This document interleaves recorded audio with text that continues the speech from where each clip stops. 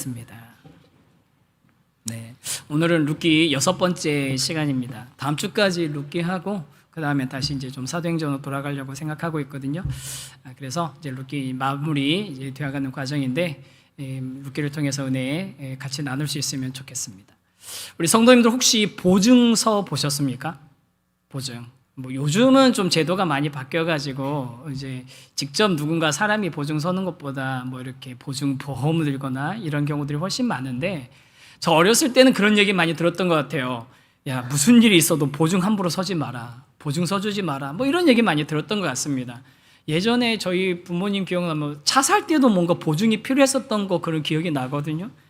하여간 여러 가지 뭐 이런 보증들이 있었는데, 그 보증하면서 누군가에게 도장을 찍어주고 서명을 해주고 한다는 게 가벼운 일이 절대 아니라는 거예요. 그러니까 함부로 보증 서지 말아라. 이번에 조금 전에 제가 광고 때도 이제 저의 위임을 위해서 여러분이 좀 서명을 해주셔야 됩니다 라고 했는데, 그 서명 자체가 여러분 한 사람 한 사람의 의사를 거기다 표현을 하는 겁니다. 그래서 그게 그냥 이게 무슨 뭐 요식적인 행위가 아니라 정말로 한 분 한 분이 여러분의 의사를 좀 밝혀주시기를 바라면서 진행하는 거거든요. 그러니까 서명, 도장, 본인의 의사 표현하는 거 가벼운 일이 아닌 거죠.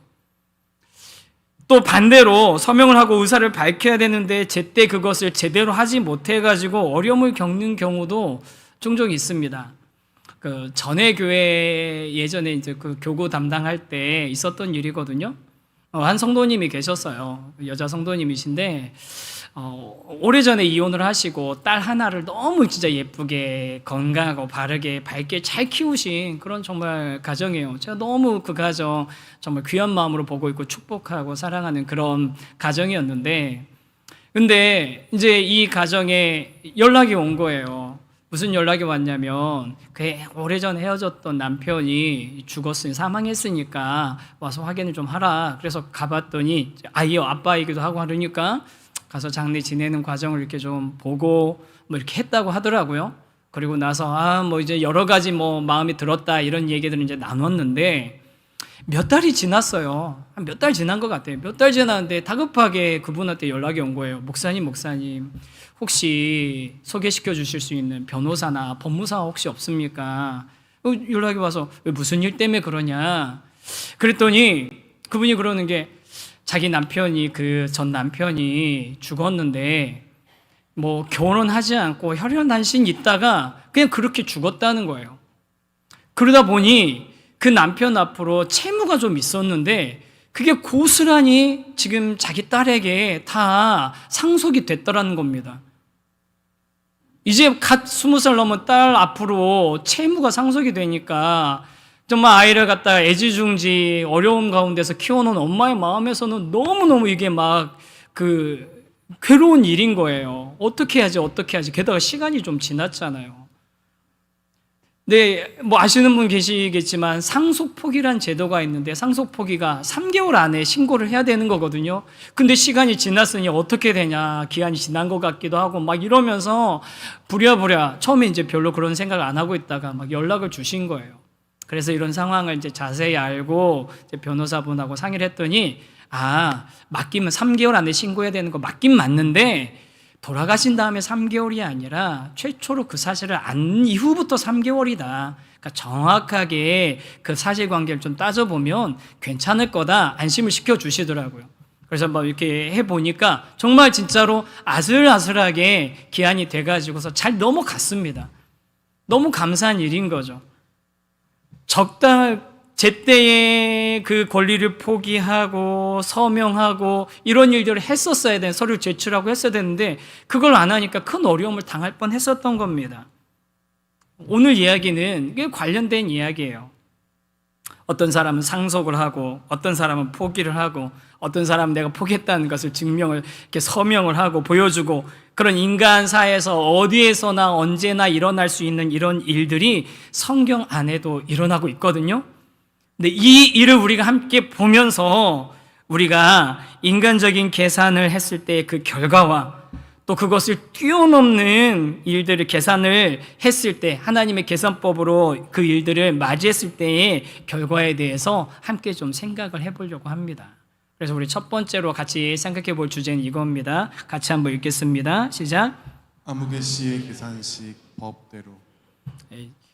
제가 금요일부터 오늘 새벽까지 이걸 몇 번을 소제목을 고쳤다 지웠다 했는데 문과인 저로서는 뭐 이 정도밖에 표현할 수 있는 길이 없어요. 이해를 좀 해주세요. 전의 이야기는 뭐 간단하게 말씀드리면 타작 마당에 있는 보아스에게 룻이 가가지고 청혼을 한 거잖아요. 나와 결혼해 주십시오. 당신의 그 카나프 옷자락 날개로 나를 좀 이제 덮어 주십시오. 그리고 당신이 우리 가문의 기업 물을 자입니다. 그 얘기를 했단 말이에요. 보아스가 오케이, 내가 하겠다, 받아주겠다. 이내 헤세드로 그걸 다 허용해 주는 거잖아요. 그런데 보아스가 조건 하나 겁니다. 뭐냐면, 그런데 나보다 더 가까운 친족이 있다. 그 사람에게 이 기업 물을 권한이 더 있단 말이에요. 그러니까 이 사람이 그것을 어떻게 할지를 먼저 확인하고, 그리고 나서 그 사람이 안 한다면 내가 하겠다라고 얘기한 거죠. 좀 이 보아스 너무 좀 고지식한 것 같습니다. 이런 문제는 좀 은밀하게 조용하게 처리하면 잡음 없이 지나갈 수 있을 것 같은데 굳이 몰라도 될 만한 더 가까운 그 친족에게 알리겠다는 거예요. 그러면서 보아스가 이렇게 합니다. 1절 앞부분만 좀 읽어보겠습니다. 시작. 보아스가 성문으로 올라가서 거기 앉아 있더니. 성문에 가서 앉습니다. 여기서 성문이 우리 뭐 수원성 가면 있는 뭐 화홍문 뭐 이런 큰 문 그런 거는 좀 아닌 것 같아요. 여러 역사 고증 자료를 좀 찾아보니까 베들레헴이 워낙 작은 성읍이었답니다. 작은 성읍이어서 무슨 성벽이 있고 큰 성문이 있고 뭐 그런 게 아니에요. 성문에 앉아가지고 그 드나드는 사람한테 뭘 이렇게 했다는 게 아니라 여기서 말하는 성문은 뭐냐면 지금으로 치면 뭐 시청 혹은 법원같이 공적으로 뭔가 일을 결정하는 장소인 거예요. 사람들이 모일 수 있는 광장 같은 그런 의미입니다. 보아스는 유력한 사람이라고 했잖아요. 이 지금 베들레헴에서 영향력이 있고 재력이 있는 유력한 사람입니다. 얼마든지 이런 일들을 관계에 의해서 조용하게 원만하게 드러나지 않게 해결할 수 있을 만한 역량을 갖추고 있는 사람이에요. 그런데 보아스가 이 문제를 어떻게 합니까? 공적인 자리로 가져가는 거예요. 우리끼리만 조용히 알아서 해결하자가 아니라 모든 베들레헴 사람들이 다 아는 방법으로 처리하자라고 하는 겁니다. 그랬더니 마침 그 성문 앞에 나가서 이 문제를 해결하려고 보아스가 나갔더니 그 뒷부분 1절 뒷부분도 읽겠습니다. 시작. 마침 보아스가 말하던 기업 물을 자가 지나가는지라. 보아스가 그에게 이르되 아무개여 이리로 와서 앉으라 하니 그가 와서 앉으매. 마침 이 룻기에 나오는 그 하나님의 섭리가 또 여기서 작동하는 거예요. 그 사람을, 그 친족을 찾아서 데려올 필요도 없이 딱 갔더니 마침 그 사람이 지나가더라는 거예요. 하나님의 섭리죠.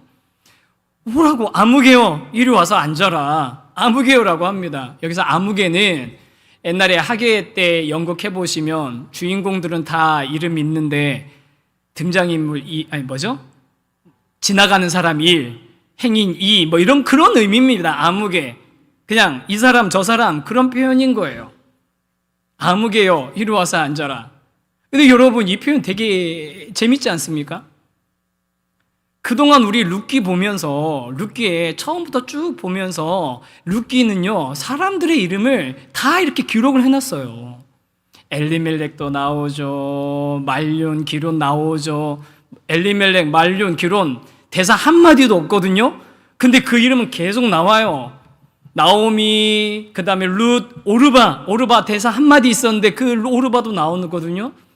웬만하면 룻기가 사람들의 이름을 정확하게 밝히는데 하필 이 사람은 굉장히 중요한 룻기 안에서 중요한 사건인데도 불구하고 아무개래요. 그냥 누구요? 정재환이요? 와서 앉아라 했으면 그 이름 기록했으면 됐는데 아무개요? 와서 앉아라. 실수가 아닌 겁니다. 이거 의도적인 표현인 거예요. 그리고 이 아무개 씨가 가서 앉아서 이제 이 일들을 처리하게 됩니다. 그래서 이 두 사람이 처리하는 게 아니라 또 장로 10명을 불러가지고서 이 일을 공적으로 처리를 합니다. 그러면서 보아스가 한 말이 3절, 4절이거든요. 3절, 4절 한번 읽어보겠습니다. 시작. 보아스가 그 기업 물을 자에게 이르되 모압 지방에서 돌아온 나오미가 우리 형제 엘리멜렉의 소유지를 팔려함으로 내가 여기 앉은 이들과 내 백성의 장로들 앞에서 그것을 사라고 내게 말하여 알게 하려 하였노라. 보아스의 말입니다. 이 말을 보니까 목사님 이게 조금 뭔가 말이 좀 이상한데요? 헷갈리는 부분이 있는데요. 이렇게 생각하시는 분들이 있으실 거예요. 왜냐하면 지금 나오미가 엘리멜렉의 소유지를 팔려고 한다고 돼 있잖아요.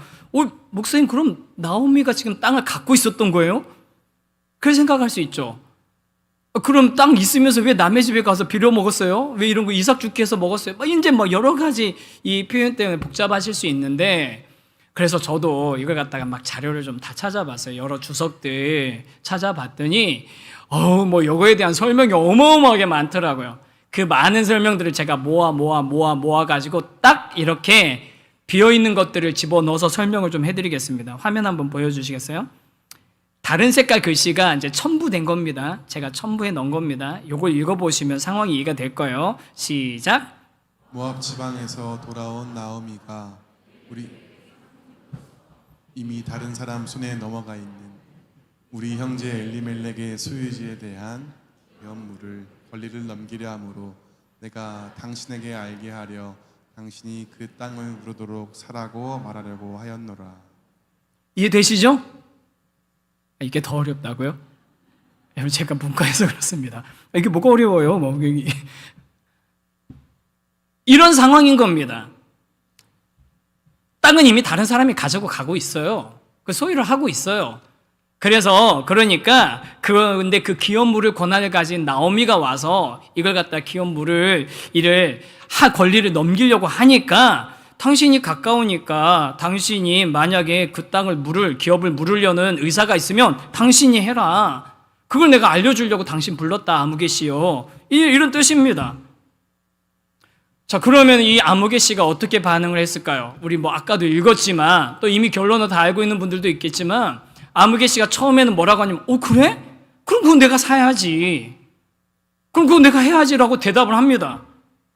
여러분 왜 아무개 씨가 그거를 서슴지 않고 망설이지 않고 자기가 그 엘리멜렉의 땅을 사겠다고 기업을 물으겠다고 했는지 아십니까? 이게 이 아무개 씨한테는 자기에게는 이익이라고 생각을 했던 거예요. 왜냐하면요, 여러분, 이 이스라엘 민족에게 있어서 땅의 개념을 우리가 잘 이해할 필요가 있습니다. 이스라엘 민족에게 있어서 땅의 주인은 누구일까요? 하나님이십니다.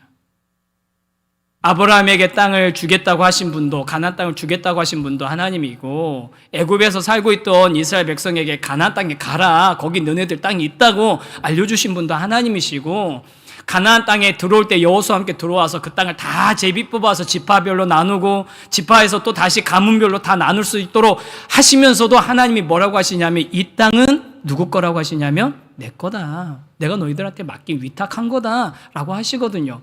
그래서요, 율법적으로 이스라엘 민족은 돈이 있다고 해서 땅을 살 수 있을까요, 없을까요? 돈이 있어도 땅을 못 사는 겁니다. 내가 저기 마음에 들고 사고 싶은 땅이 있다고 해서 내가 그 땅을 거래해서 살 수 없습니다. 설령 샀다고 해도요, 희년이 되잖아요. 그럼 율법적으로 그거 다시 다 원주인한테 돌려줘야 되는 거예요. 땅은 자기 게 아니에요.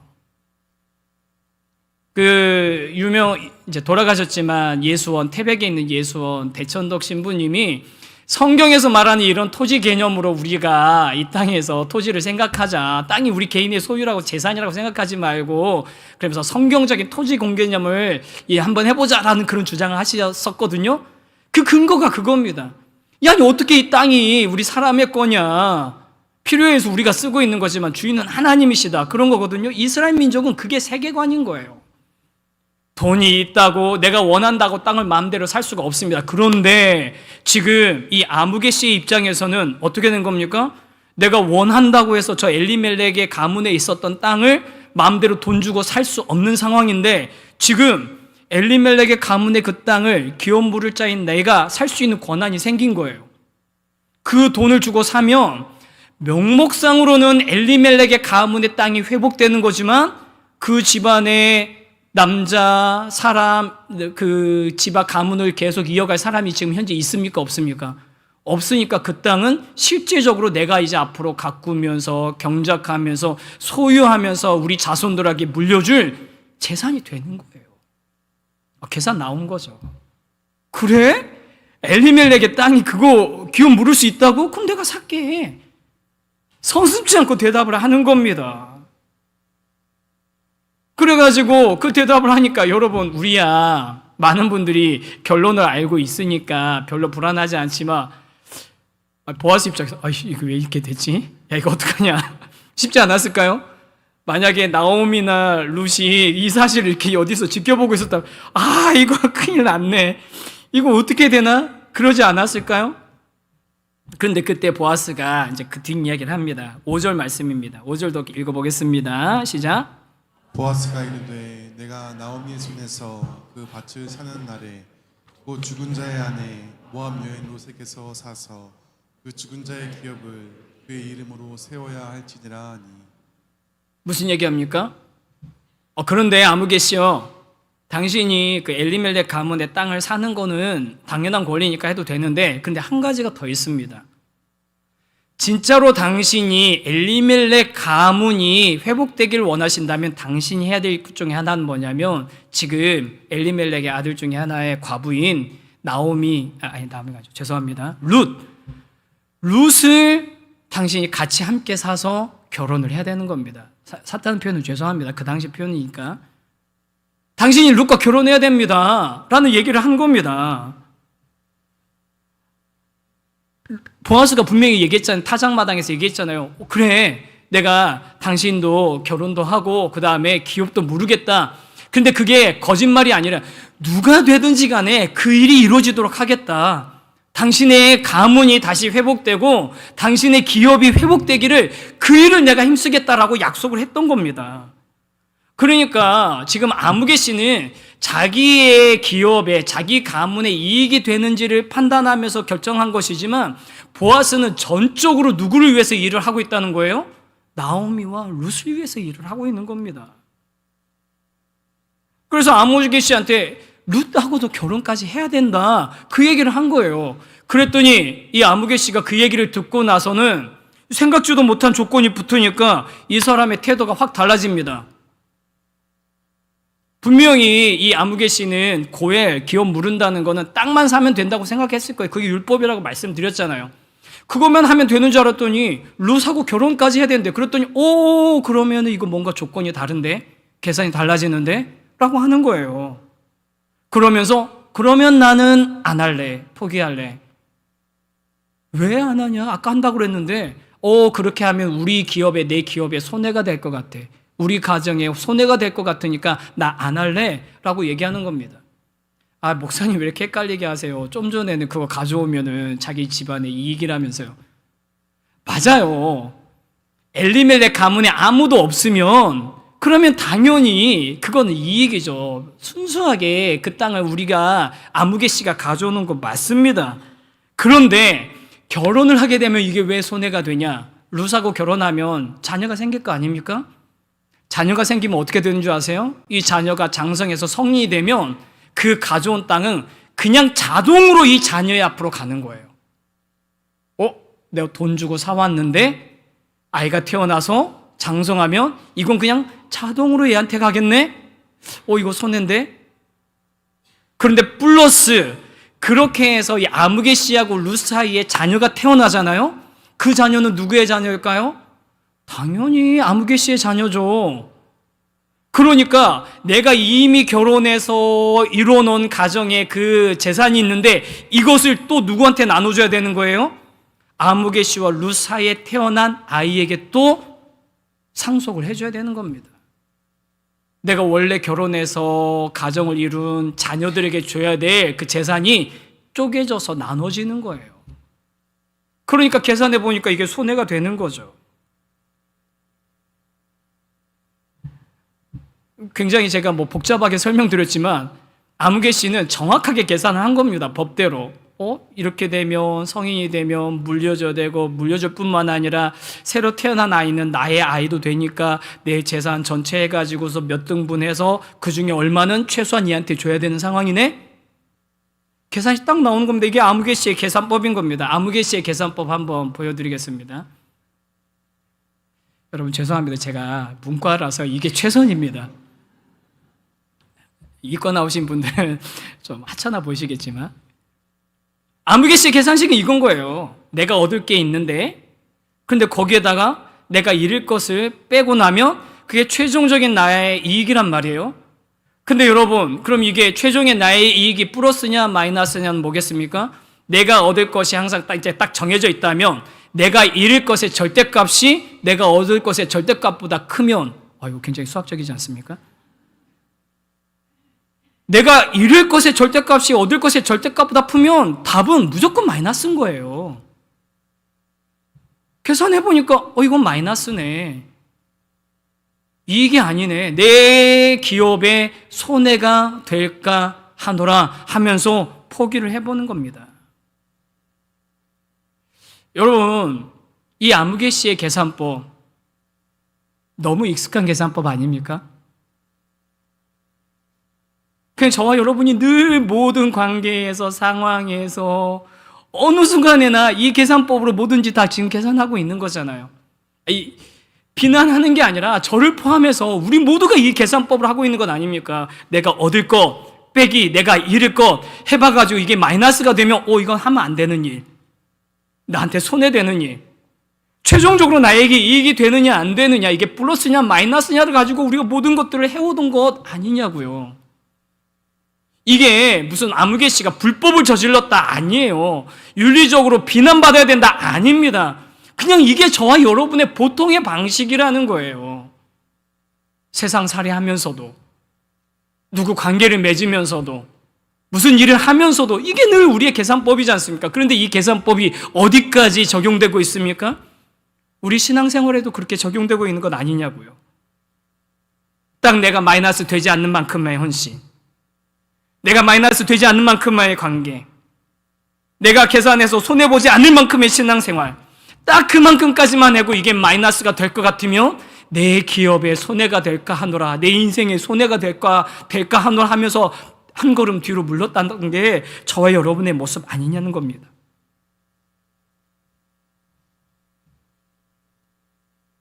겉으로는 웃고 있고 서로 축복하는 것처럼 해도 우리 속에서 늘 이 계산기를 두드리고 있는 거죠. 플러스 마이너스, 플러스 마이너스.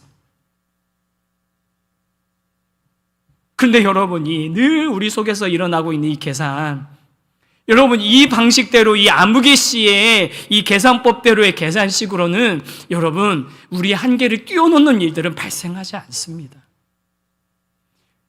그 정도로 관계로는요 늘 그냥 그런 그 정도의 그냥 서로 만났을 때 나이스한 정도의 관계, 그 정도까지는 괜찮은데 그 이상의 관계로까지 나아가지 않는 거예요. 그 이상의 깊이까지는 들어가지 않는 겁니다.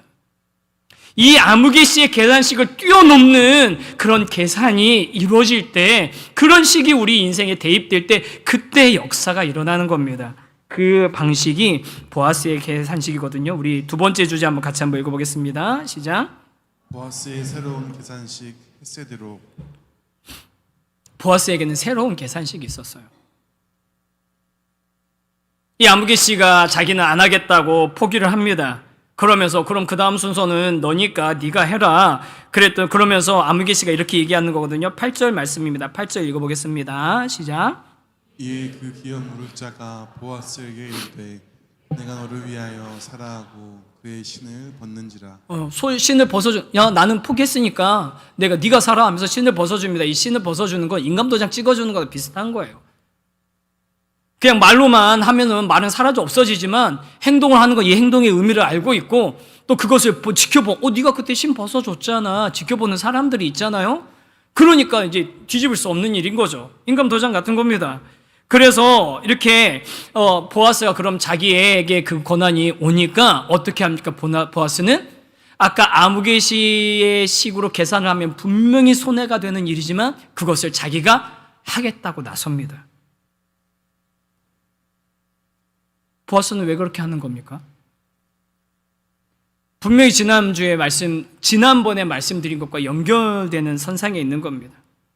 보아스는 지금 율법이 요구하는 최소한의 기준을 거기에 매여 있지 않고 그것을 뛰어넘어서 지금 이 일들을 하고 있는데, 그렇게 할 수 있는 이유는 뭐냐면요, 아까 아무개 씨는 제일 앞에 상수로 뭘 뒀어요? 내 이익을 뒀죠. 그런데 보아스는 그것을 내 이익을 맨 앞에 두는 게 아니라 내가 지불해야 될 대가, 내가 봐야 되는 손해를 맨 앞에다 둔 거예요. 그냥 그거를 내가 손해볼 것을 상정해 놓고 이 계산을 했다는 겁니다. 보아스의 계산식은 이겁니다.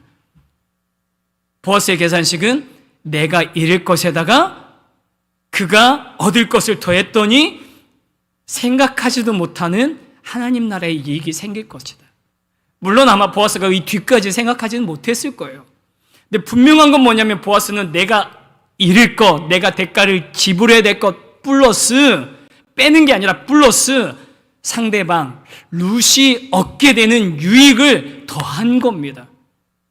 그렇기 때문에 이런 결정을 할 수 있었던 거예요. 그 계산식 좀 전에 그거 한 번만 더 보여주시겠습니까? 성도 여러분, 이 계산식 보시면 여러분 어떤 마음이 드십니까? 우리는 아까 아무개 씨의 계산식이 너무 익숙하잖아요. 이걸 보면 목사님 되게 이상적이고 좋은 거는 같은데 이렇게 계산한 사람이 어디 있습니까, 세상에? 이 계산식이 어디서 적용이 됩니까? 이렇게 하는 사람이 어디 있습니까? 그렇잖아요.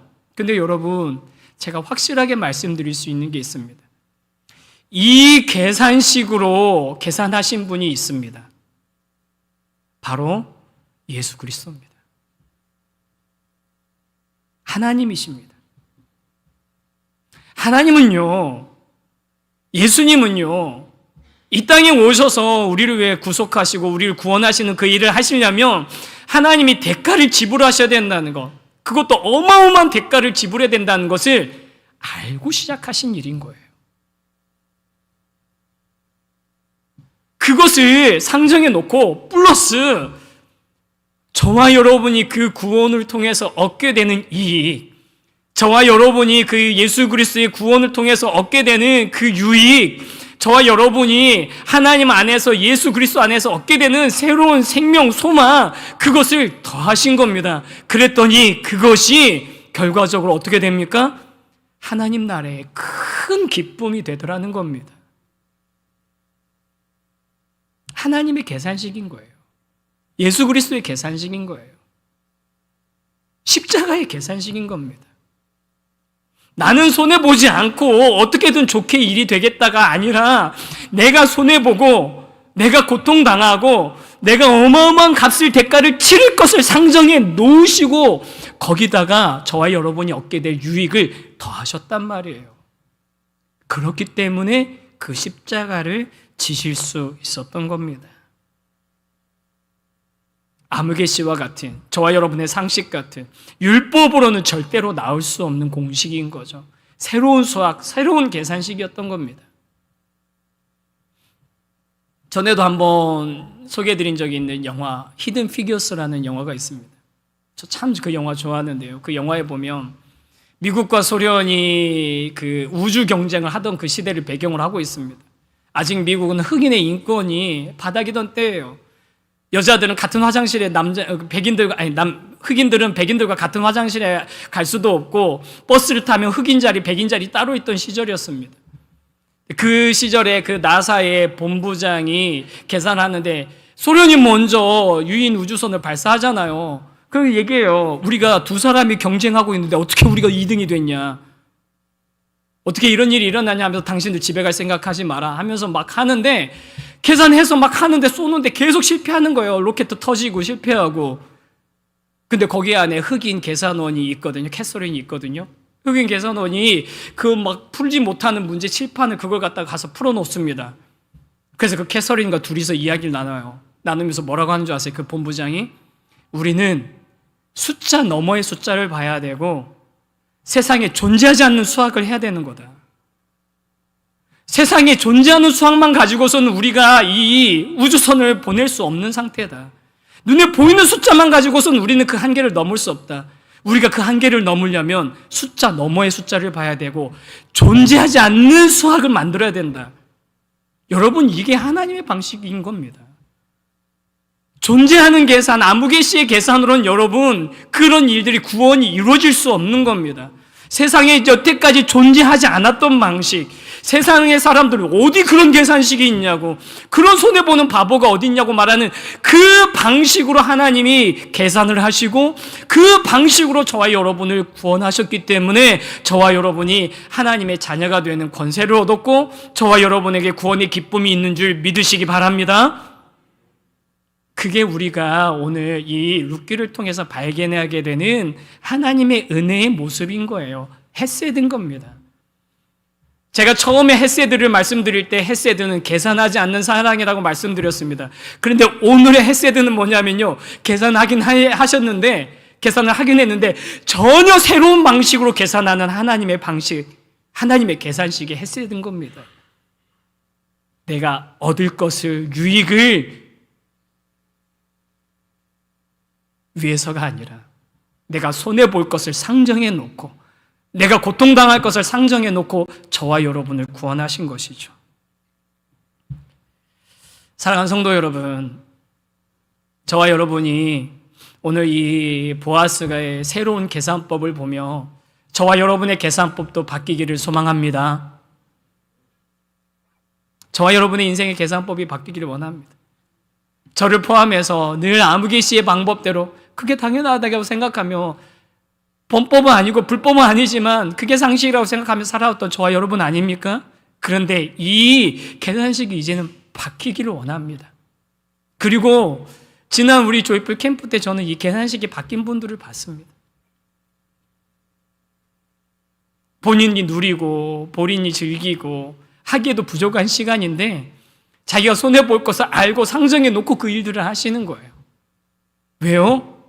자기의 그 손해 플러스 다른 사람이 얻을 유익을 합쳤더니 그게 내 손해로 끝나는 게 아니라 하나님 나라의 큰 기쁨이 되더라는 겁니다. 공동체의 기쁨이 될 것을 알고서 소망하면서 그 일들을 하신 거예요.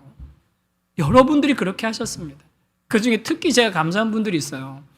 제가 미리 이렇게 제가 공개적으로 감사의 표현을 못했는데 누구냐면 선발대로 가신 분들이에요. 그분들 하루 전에 출발하셨거든요.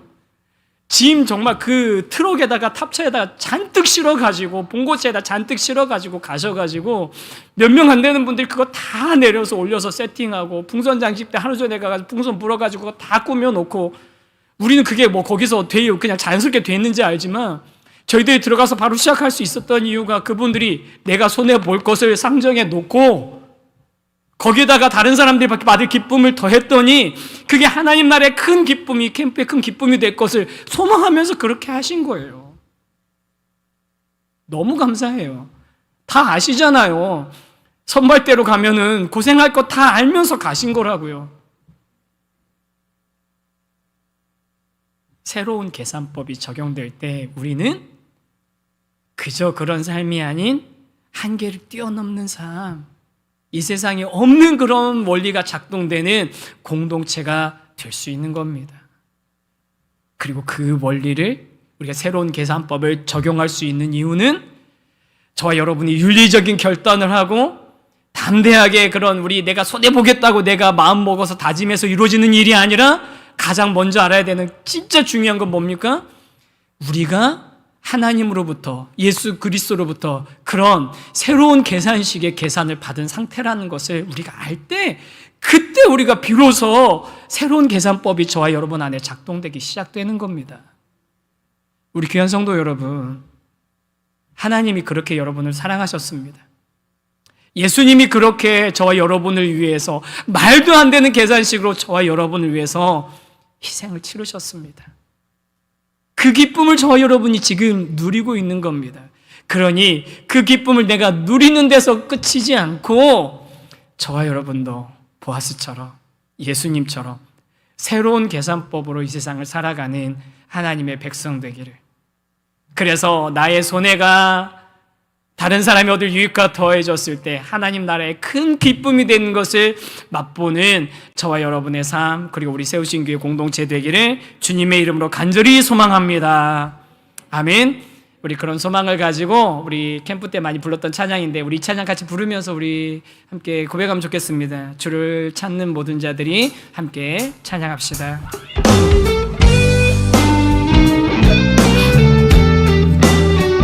하나님의 새로운 계산법을 우리가 이미 받았음을 확신하며 찬양합시다. 주를 찾는 모든 자들이 주를 찾는 모든 자들이 주로 말미암아 기뻐하고 즐거워하게 하시며 주의 구원을 사랑하는 자들이 항상 말하기를 하나님은 위대하시다. 위대하시다 하게 하소서. 다시 한번 주를 찾는 모든 자들이 주로 말미암아 기뻐하고 즐거워하게 하시며 즐거워하게 주의 구원을 사랑하는 자들이 항상 말하기를 하나님은 위대하시다 하게 하소서. 주는 나의 도움 나를 건지시느니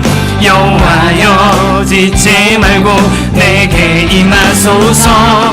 가난하고 궁핍한 내 마음 가운데 여호와여 속히 임하소서. 우리 사랑하는 성도 여러분, 우리 하나님의 새로운 계산법으로 계산받은 사람들입니다. 그래서 우리가 그 기쁨을 먼저 누리면서 고백할 수 있는 저와 여러분이 되길 원하는데요, 우리 함께 같이 일어나서 함께 박수치면서 찬양합시다. 우리의 삶 가운데 놀라운 은혜를 베풀어 주신 그 주님을 함께 찬양합니다. 주를 찾는 모든 자들이 주로 말미암아 기뻐하고 즐거워하게 하시며 주의 구원을 사랑하는 자들이 항상 말하기를 하나님은 위대하시다 하게. 주는 나의 도움 나를 건지시느니 여호와여 지체 말고 내게 임하소서. 가난하고 궁핍한 내 마음 가운데 여호와여 속히 임하소서. 함께 올려서 주는 나의 도움 나를 건지시느니 여호와여 지체 말고 내게 임하소서. 가난하고 궁핍한 내 마음 가운데 여호와여 속히. 우리 한 번 더 찬양합시다. 주는 나의 도움 나를 건지시느니 여호와여 지체 말고 내게 임하소서. 가난하고 궁핍한 내 마음 가운데 여호와여 속히 임하소서. 여호와여 속히 임하소서. 여호와여 속히 임하소서. 여호와여 속히 임하소서. 여호와여 속히 임하소서. 우리 하나님께 영광의 박수 올려드리기 원합니다. 할렐루야. 우리 제가 같이 한번 기도하면 좋겠습니다. 여러분, 우리 아무개씨처럼 계산하며 살아왔지만 우리의 삶 늘 궁핍하고 부족했지 않았습니까? 늘 조마조마하고 불안하지 않았습니까? 내가 조금이라도 손해볼까봐, 이렇게 마이너스가 될까봐. 그런데 여러분, 새로운 계산법으로 저와 여러분을 사랑하신 분이 계십니다. 그 새로운 계산법으로 우리를 위해서 자신을 내어주신 분이 계십니다. 그러니 우리도 이 새로운 계산법으로 세상을 바라보고 살아가는 그리스도인 되기를 소망합니다. 우리 그런 마음으로 함께 주님, 나에게 주신 이 은혜 내가 깊이 깨닫고 그로 인해 나의 계산법도 바뀌는 은혜 허락하여 주시옵소서. 우리 한번 같이 한번 기도합시다. 걸어가신 하나님, 오늘 감사합니다. 오늘 보아스를 통해서 새로운 계산법, 하나님의 계산법을 알게 해주시니 감사합니다.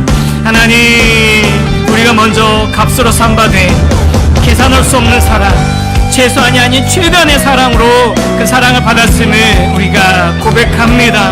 그래서 우리 귀한 성도님들 그 사랑받았음을 우리가 깨닫고 정말 하나님의 새로운 계산법이 나에게도 적용되었음을 깨닫고 이제는 우리 삶도 새로운 계산법으로 세상을 바라보고 새로운 계산법으로 관계를 바라보고 새로운 계산법으로 우리 공동체를 바라보는 저희들 되게 하여 주시옵소서. 그렇게 우리에게 새로운 계산법을 새로운 공식을 대입해 주신 예수님을 바라볼 수 있게 되기를 원합니다.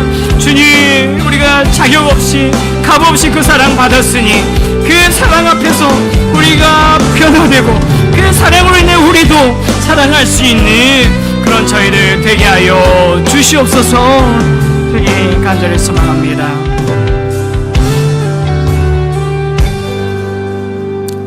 하나님, 오늘 이 보아스를 통해서 우리가 하나님의 그 놀라운 사랑, 계산할 수 없는 사랑, 최소한이 아닌 최대한의 사랑, 새로운 계산법으로 사랑받았고 또 용납받았음을 우리 알게 되었습니다. 그래서 주님, 우리도 이제는 아무개시의 계산법이 아니라 주님의 그 새로운 공식이 우리 삶 가운데 이루어지길 원합니다. 그 새로운 공식이 관계 가운데 적용되길 원합니다. 그 새로운 공식이 우리 공동체 안에 작동하길 원합니다. 주님, 그렇게 주의 은혜로 변화된 저희들 될 수 있도록 인도하시고 이끌어 주시옵소서.